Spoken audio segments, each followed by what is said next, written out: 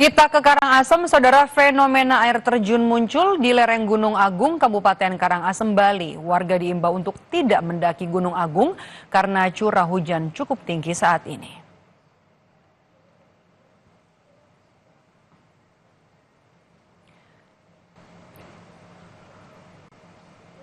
Video amatir ini merekam kemunculan air terjun Gunung Agung di Kabupaten Karangasem, Bali sejak beberapa hari terakhir.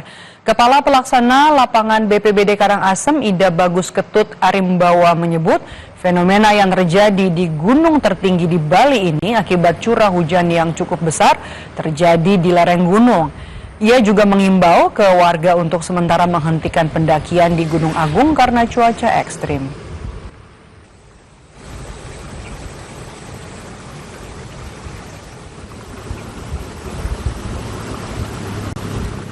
Informasi terkini dari fenomena munculnya air terjun di Gunung Agung, Bali, kita tanyakan langsung kepada Kepala Pelaksana Lapangan BPBD Karangasem, Bali, ada Ida Bagus Ketut Arimbawa. Selamat sore.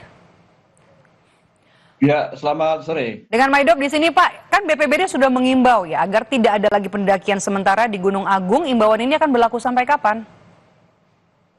Ya, jadi kami selalu memperdomani dari perakiraan cuaca dari BMKG sepanjang itu dinyatakan curah hujan tinggi atau terjadi hujan lebat di bulan-bulan ini atau sampai kapanpun perkiraan cuaca itu diperkirakan, selama itu kita himbau kepada masyarakat untuk tidak melakukan pendakian gitu.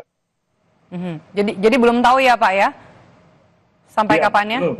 Karena untuk sampai kapan belum tahu, karena kemarin informasi perkiraan cuaca baru disampaikan tanggal 1 sampai tanggal 10 Desember terjadi hujan intensitas tinggi dan lebat, sehingga kami baru menghimbau sampai tanggal tersebut. Tetapi dari pihak pimpinan Bapak Bupati dengan hasil rapat Forkopimda untuk tetap menghimbau masyarakat sementara tidak melakukan pendakian karena terjadinya beberapa titik atau terlihat air terjun ya, itu sebenarnya bukan fenomena yang baru, sudah sering terjadi, tetapi tahun ini benar-benar terlihat gitu, air terjun dari kejauhan gitu.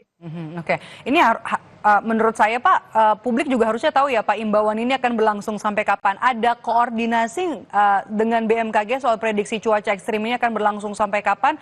Sehingga ada informasi yang tersampaikan secara jelas sampai kapan imbauan untuk tidak mendaki di kawasan Gunung Agung?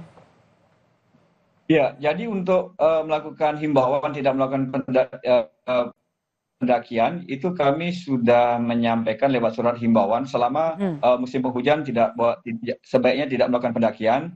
Sayangnya ini sangat berisiko, di samping juga ada intensitas hujan tinggi, juga di puncak Gunung Agung sering terjadi badai. Ini sudah kita sampaikan jauh sebelum musim hujan juga, bahkan kita tegaskan kembali kepada masyarakat dan juga para pemandu untuk mengawasi pos-pos pendakian di seputaran Gunung Agung, karena hampir ada 5 pos jalur Gunung Agung yang kita antisipasi dengan para petugas pemandu wisata yang sudah kita koordinasikan gitu. Oke. Artinya semua siap ya Pak ya. Oke, fenomena ini sudah terjadi berapa lama dan di mana saja Pak daerah-daerah yang titik-titik yang dilihat rawan potensi bencana di tengah cuaca ekstrim yang terjadi sampai dengan akhir tahun?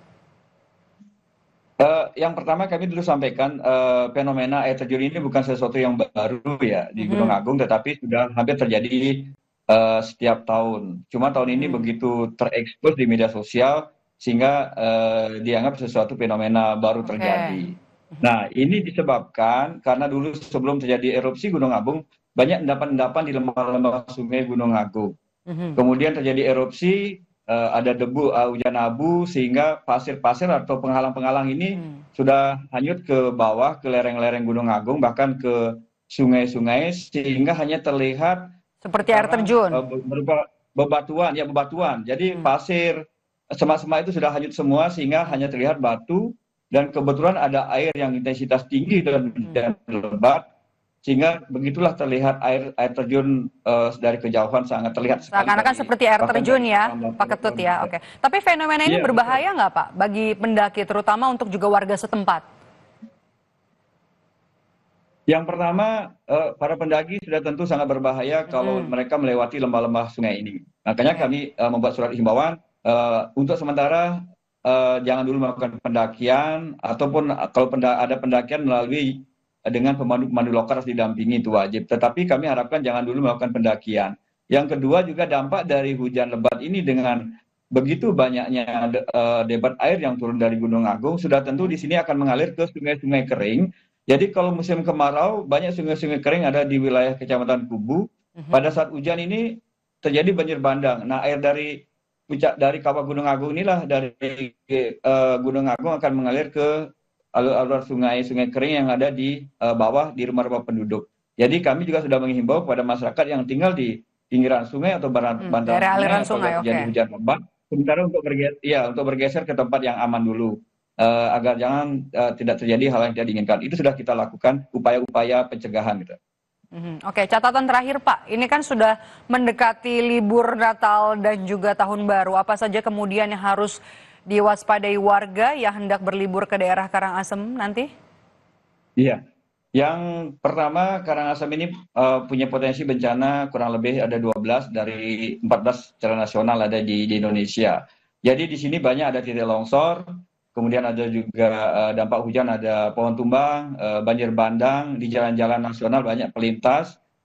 Kami sudah melakukan rapat koordinasi bersama Balai Jalan Nasional, kemudian BPBD Provinsi Bali, juga instansi terkait untuk menyiapkan semua sarpras yang ada di masing-masing OPD. Sehingga apabila terjadi bencana longsor, pohon tumbang, semua tim sudah bisa bergerak. Dan belakangan ini sudah terjadi dari tanggal 1 Desember sampai tanggal 10 sudah terjadi 74 kejadian, baik itu longsor maupun pohon tumbang, yang sudah kita tangani bersama-sama dengan instansi terkait dan tim siaga bencana di masing-masing kecamatan dan desa begitu. Oke, terakhir Pak, pendakian ini benar-benar ditutup total atau sebenarnya masih ada zona aman bagi pendaki di kawasan Gunung Agung?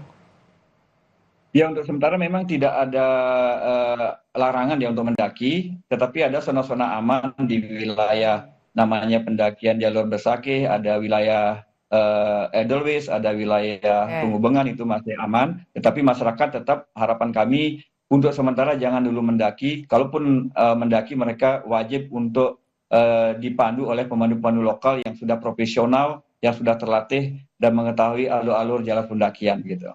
Berwisata jauh lebih hati-hati di tengah cuaca ekstrim yang juga bukan hanya terjadi di Karangasem Bali tapi juga di sejumlah daerah di tanah air ya hingga akhir tahun nanti. Terima kasih sudah bergabung bersama kami di Indonesia Update, Kepala Pelaksana Lapangan BPBD Karangasem, Ida Bagus Ketut Arimbawa. Sehat selalu Pak Ketut. Iya, tetap sehat, salam tangguh.